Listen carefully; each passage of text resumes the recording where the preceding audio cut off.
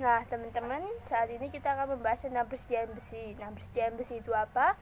Persediaan besi merupakan persediaan minimal bahan mentah yang harus dipertahankan untuk menjamin kelangsungan proses produksi. Di sini ada beberapa faktor yang mempengaruhinya. Yang pertama, kebiasaan supplier menyerahkan bahan mentah yang dipesan. Apakah supplier menyerahkannya secara tepat waktu atau seringkali terlambat? Nah, di sini apabila mereka menyerahkan secara tepat waktu, mereka dapat menurunkan tingkat resiko kehabisan bahan mentahnya. Nah, apabila mereka sering terlambat, hal ini akan meningkatkan resiko kehabisan bahan mentahnya. Yang kedua adalah jumlah bahan mentah yang dibeli setiap kalinya. Di sini, bila perusahaan membeli dalam skala yang besar, tentunya persediaan besinya akan besar. Nah, di sini mereka akan menurunkan tingkat resiko kehabisan bahan bakunya. Yang ketiga adalah dapat diperkirakan atau tidak kebutuhan bahan mentah secara tepat. Bagi sebuah perusahaan harus mampu untuk menentukan atau menduga apakah bahan mentah mereka dapat untuk digunakan proses produksi saat itu. Nah, apabila mereka tidak bisa menduganya, mereka akan menghadapi resiko kehabisan bahan mentah. Yang keempat, perbandingan antara biaya penyimpanan bahan mentah dan biaya ekstra karena kehabisan bahan mentah. Di sini, apabila biaya penyimpanannya lebih besar daripada biaya ekstranya, maka kita tidak memerlukan persediaan besi. Sebaliknya, apabila biaya ekstranya lebih besar daripada biaya penyimpanannya, maka akan dibentuk sebuah persediaan besinya. Selanjutnya, kita akan membahas tentang anggaran persediaan bahan mentah. Di sini, anggaran ini menentukan tingkat persediaan bahan mentah dan suku cadang yang direncanakan dalam bentuk biaya dan jumlah.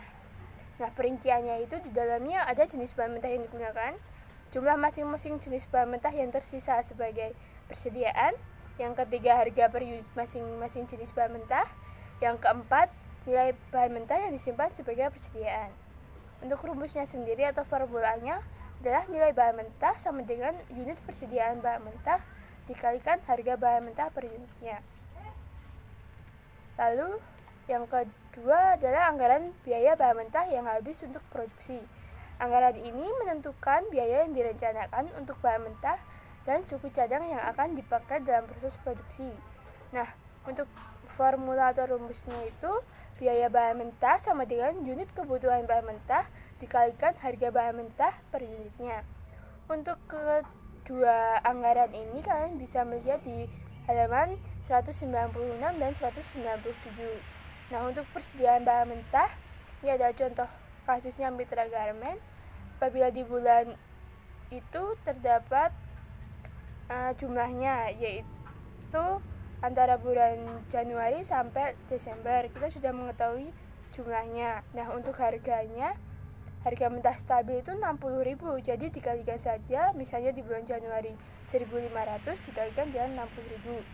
Nah, untuk yang anggaran biaya bahan mentah yang habis untuk diproduksi itu di halaman 197 kita mengetahui per periodenya.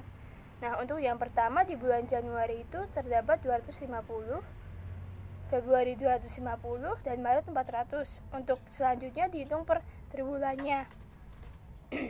Dengan harga beli bahan mentah seharga 100.000. Jadi langsung dikalikan saja antara harga dengan unit kebutuhan bahan mentahnya, yaitu misalnya di Januari 250 dikalikan 100.000, yaitu 25 juta.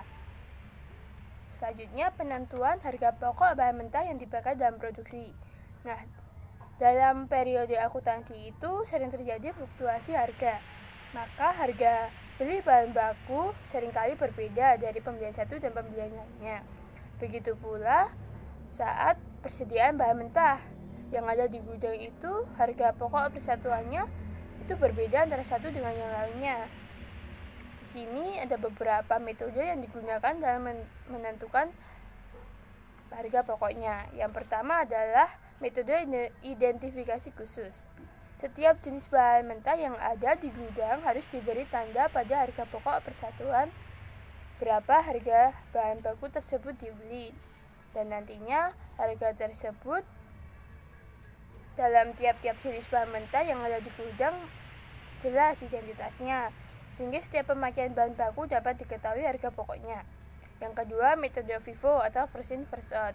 Kita tahu bahwa ini harga yang pertama masuk akan menjadi harga pokok untuk semuanya.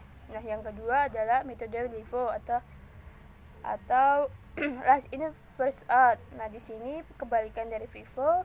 Di sini harga pokok yang terakhir masuk di gudang digunakan sebagai patokan untuk semua harga pokoknya.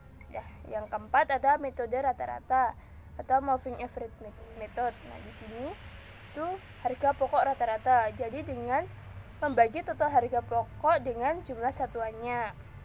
Yang kelima ada metode biaya standar atau standar price method.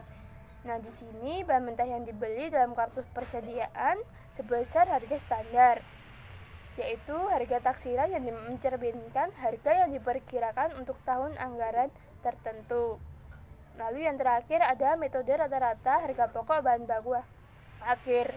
Di sini metode ini tiap akhir bulan dilakukan penghitungan harga pokok rata-rata per satuan tiap jenis persediaan bahan mentah di gudang yang selanjutnya akan dipakai dalam produksi pada bulan-bulan berikutnya. Lalu yang terakhir tentang pengendalian bahan mentah. Nah, di sini anggaran bahan mentah ini bisa digunakan sebagai kontrolir atau alat pengendali. Nah, untuk alat pengendalian ini diperlukan beberapa laporan untuk mengendalikannya. Nah, ada laporan pelaksanaan pembelian bahan mentah dan laporan pelaksanaan pemakaian bahan mentah. Untuk rumus atau formulanya sendiri, dalam laporan pelaksanaan pembelian bahan mentah itu ada variasi karena jumlah pembelian dan variasi karena harga bahan mentah. Nah, di sana untuk variasi karena jumlah pembelian itu rumusnya jumlah rencana dikurangi jumlah realnya dikalikan harga rencananya. Nah, untuk variasi karena harga bahan mentah itu harga rencana dikurangi harga realnya dikalikan jumlah realnya.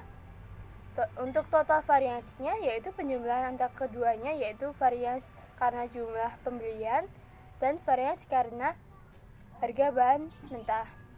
Untuk laporan pelaksanaan pemakaian bahan mentahnya hampir mirip dengan pembelian bahan mentah tadi, tapi melihat varian efisiensinya. Nah, untuk varian efisiensinya ini sama dengan yang tadi, yaitu jumlah rencana dikurangi jumlah realnya dikalikan harga rencananya. Terus untuk variasi harganya kita bisa mencari dengan harga rencana dikurangi harga realnya dikaliin dengan jumlah realnya. Nah, untuk total variasi keduanya jadi kita bisa menambahkan keduanya, yaitu varian efisiensi dan variasi harganya untuk mengetahui total variasinya.